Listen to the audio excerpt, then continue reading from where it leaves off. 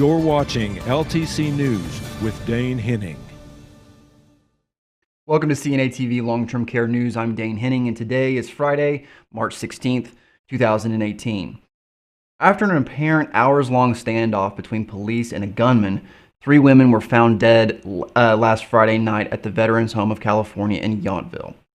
The suspect was also found dead. The 3 victims were earlier described as employees of the Pathway Home, a counseling service for veterans who suffer from post-traumatic stress disorder, PTSD, which is also on the property.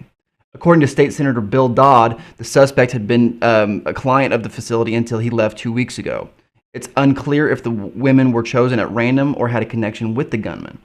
California Highway Patrol spokesperson Robert Knack stated that the hostage negotiators had spent hours trying to contact the gunman at the facility north of San Francisco, but were not able to do so. After the victims were found, investigators were left to determine when the deaths occurred. The suspect was a 36-year-old Army veteran who used to be a resident of the Pathway Home at the Yountville facility. The Pathway Home, which operates out of the Veterans Home of California, is a nonprofit that helps post-9/11 military veterans reintegrate into civilian life, including by counseling clients with post-traumatic stress disorder. California Governor Jerry Brown said that the shooting, quote, tragically took the lives of 3 people dedicated to serving our veterans. The victims were facility employees Jennifer Golick, 42, Christine Lober, 48, and Jennifer Gonzalez, 32. CNN reporting. A federal investigation recently found that a Colorado nursing home failed to adequately protect staff from violent residents. The Occupational Safety and Health Administration in late January cited and fined Pioneer Healthcare Center in Rocky Ford more than $9,000. OSHA said Pioneer must install more security cameras and alarms, remove dangerous items from violent residents' rooms, and improve training and staffing. Its investigation followed violent incidents in August 2017. Certified nursing assistants, OSHA said, suffered bites, sprains, broken skin, bruising, scratches, soft tissue trauma, and injuries to the head and torso from punches, kicks, and forceful grabs. Pioneer Director of Nursing Sharon Emery, RN, said the incidents occurred in its memory care unit, which treats residents with debilitating brain diseases.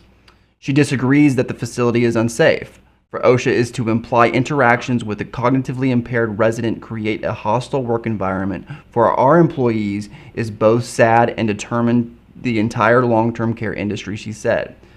McKnight's Long-Term Care News reporting. 9 veterans at Atrium Post-Acute Care in Menominee, Michigan enjoyed an honorary honor flight. Organized by staff, the dining room became a plane with patriotic decorations, and with the help of Upper Peninsula Honor Flight, a retired pilot, and a video, the veterans could see their war memorials around the nation's capital. Health reasons have made the actual honor flight impossible for these veterans. And in honor flight tradition, the hallways of the nursing home became an airport terminal. Students from Menominee High School joined family and friends waving flags and posters to welcome their veterans home. KWTX reporting. We'll be right back after this break. We look at NACA as the professional organization that supports the CNA, just like the American Association of Long-Term Care Nurses supports the RNs and LPNs. As a state executive, I can tell you that the energy and the empowerment that this organization has given to our state has truly enhanced the depth of membership and the work that we do as a state association. I am very, very proud of our connection and our partnership with the National Association of Healthcare Assistants. For more information, visit us online at nacacna.org or call 417-623-6049.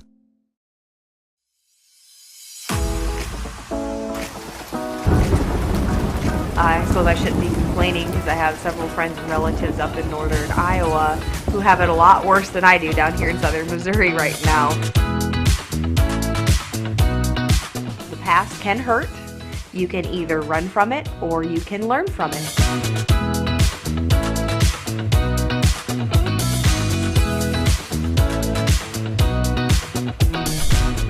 Watch Katie in the Morning with Katie Page, weekdays, 10 a.m. Central. A pill combining low doses of 3 blood pressure reducing medications significantly increased the number of patients reaching blood pressure targets compared with usual care. That was the word over the weekend from researchers at American College of Cardiology's 67th annual scientific session held in Orlando. It was noted that 70% reached blood pressure targets with the, quote, triple pill, and that benefits were seen straight away and maintained until 6 months. The combined medications use different mechanisms to reduce blood pressure by relaxing the blood vessels so the heart does not need to pump as hard to circulate blood. Researchers reported that there were no significant increases to adverse effects. McKnight's Long-Term Care News reporting.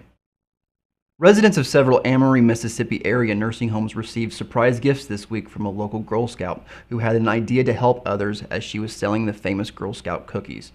10-year-old Kylie Hargrove has sold more than 1,700 boxes of Girl Scout cookies.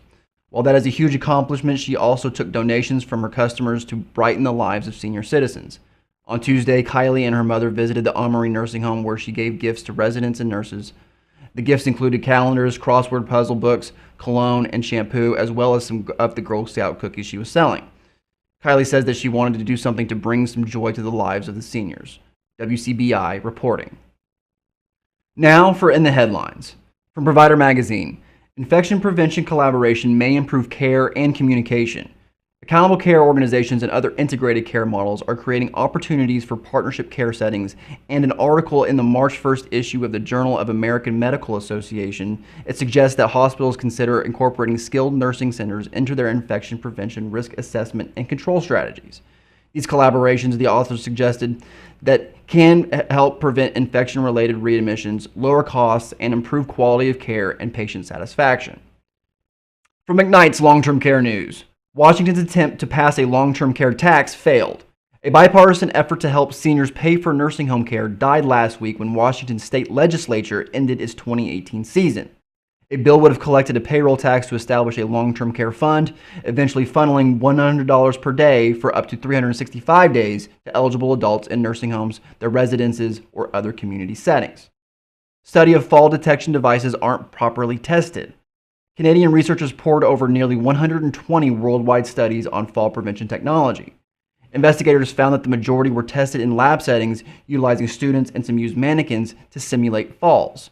0, they said, tested fall technology with seniors in real-life environments. Just 3 studies actually delved into the acceptance of such devices, and none looked into senior preferences. This has been your long-term care news update. Everyone have a wonderful weekend, and I'll see you next week.